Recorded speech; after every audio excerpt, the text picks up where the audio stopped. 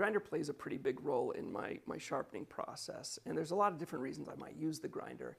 Perhaps I want to change the angle on one of my tools, which is going to cause me to need to remove a bunch of metal, or one of them got chipped or damaged somehow, and I need to get beyond that to get to a clean, uniform edge. Or maybe I'm just trying to reintroduce the hollow grind, which makes it easier to put on the stones and hold it flat, knowing that you're registered on the back and the very tip where you want to get that edge. So there's a few different reasons, and I found that folks are pretty uncomfortable with the grinder, and I don't blame them. I remember, way back when I was first using one, and it was really intimidating because it seemed to, sort of chew the metal right off, and I didn't have much control. So I want to show you how I use the grinder in conjunction with my stones.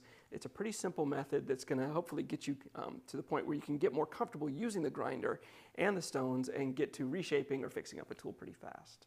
So obviously you're going to need some equipment for this. I'm not a big fan of investing a lot of money. Over the years I've gotten some decent grinders. I've got a Baldor grinder here. It's high speed, slow speed. I don't think it really matters. What matters is the technique you're using. How fast the wheel goes is really sort of incidental as far as that goes. I do use a friable wheel. You've got aluminum oxide wheels and things like that that are going to break down in use. And as they break down, they expose fresh grit, and they pull the heat away from your tool, those little particles that are flying off. So that's a benefit there. Plus, you can shape the wheel and make it easier to work with. We'll talk about that when we get to it. And then as far as stones go, I just have a set of Norton stones here, sandpaper on glass, whatever method or whatever stones you have. For years, I used the combo stones where it was one grit on one side and one grit on the other.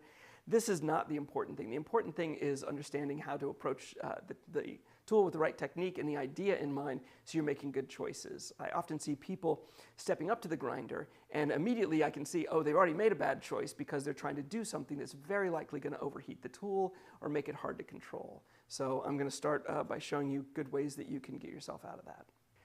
So here you can see I've got a Wolverine jig aftermarket tool rest on here. This is really nice because it's very stable. I think that's an important detail. Having something with a nice broad surface is going to make it a lot easier for you to work. Also, having a wheel here that is shaped to a slight crown. I don't want it round, I just want it ever so slightly crowned. And that crowning is going to enable me to make sure that I have control over the point of contact. So to get that going, what I'll do is I'll turn on the tool here, and I'll take my little diamond dresser, and I'll just come in here, and this is good to do on occasion as well. You sort of like clean it up just a little bit. That exposes fresh grit, and it also crowns it just a little bit. You don't want to spend much time breathing that dust, so make sure you either wear some sort of a respirator or stay away from that area when you've been working it. So here's the tool that I've chosen to do this demonstration with, and I chose it because it's a pretty thick tool. You can see it's got some nice mass to it. That's going to help out a lot when it comes to dissipating the heat. I don't recommend starting these things on blades that are super thin, like the old Stanley Sweethearts are notoriously thin, and those are just going to be really tricky to either see what you're doing or learn what you're doing before you already grind way too much or have it heat up too much. So choose yourself a big old chunk of steel like this. I think you'll be happier. You can see it still has some of the hollow grind left. I ran it on my coarsest water stone over here, and just to see how much of that hollow grind was there. And there's still a good bit of it, but we're still going to hollow grind it. We're going to treat this as though it's a complete rehab on this tool, basically. And that means I'm going to start by blunting it. So I'm going to start by making sure this edge doesn't have an edge at all. And that's one of the things I think you're going to find is really helpful, is because by having this blunted, it's going to dissipate the heat much more readily. What happens is anytime you're stepping up to the grinder and you've got this very thin edge, the closer you grind to that thin edge, you're going to find that heat just builds up and that thin edge can't dissipate it fast enough. And that's why you're getting burning. That's one of the big things that I think we can focus on here.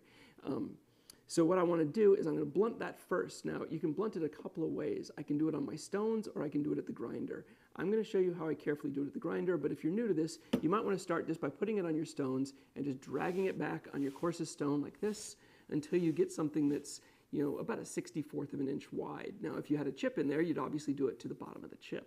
But in this case, I would just say just a little bit, just enough to let me see that there's some light bouncing off of it. And once there is light bouncing off it, I know I've got a flat, and actually that flat is called a candle.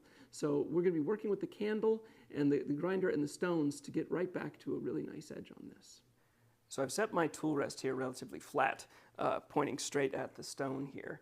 And I'm going to turn it on, and what I'm going to do is just very carefully and gently push this back and forth across here, just basically tickling that stone with it to see what I can get as far as a slight candle on the edge of that. It does not take much to take too much, so you got to be real careful about that. That is probably going to be all I need to do. And you'll see, hopefully, that there's a little bit of light bouncing off that edge.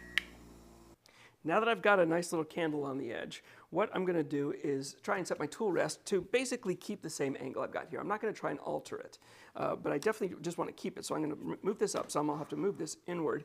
Looking at it from the side here, I can start to ascertain what's going on as far as that angle goes, and drop it down until it looks like it's just about right. Now, what I do then, once I've locked it down, is I turn the tool on, and then I just turn it off, and I just push it up against here like that. And that little light touch now is going to show me what I need to see.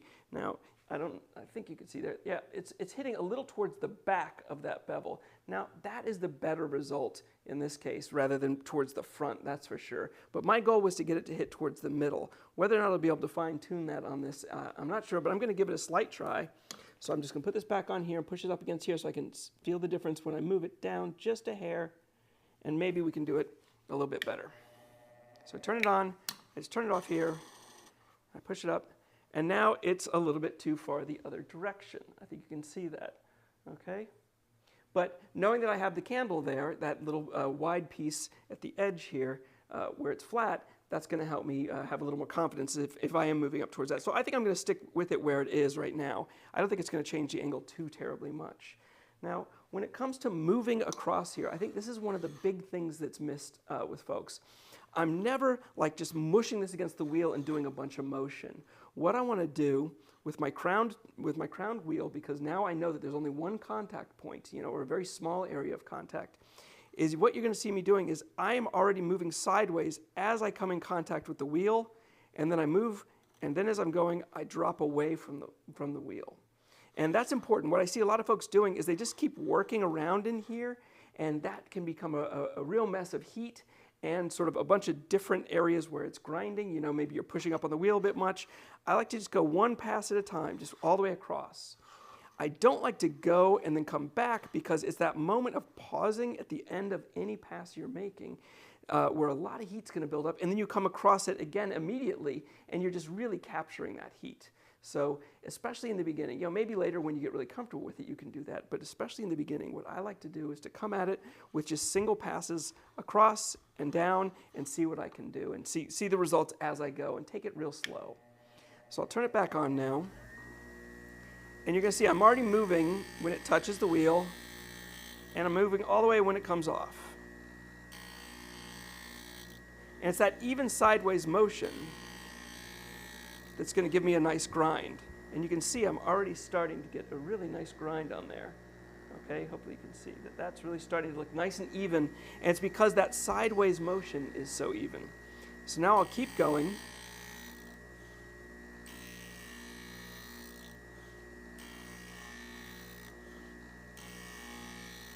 And then I can check how I'm doing, because I can see that the little bit of flat that I've got here left on that surface of the hollow grind from when I had it flattened before is still there, although on part of it I've already reached all the way up to the edge, so I know that I'm basically starting to reduce the width of my candle there. So this is when I stop. I stop using my grinder, and I'm going to switch over to my stones.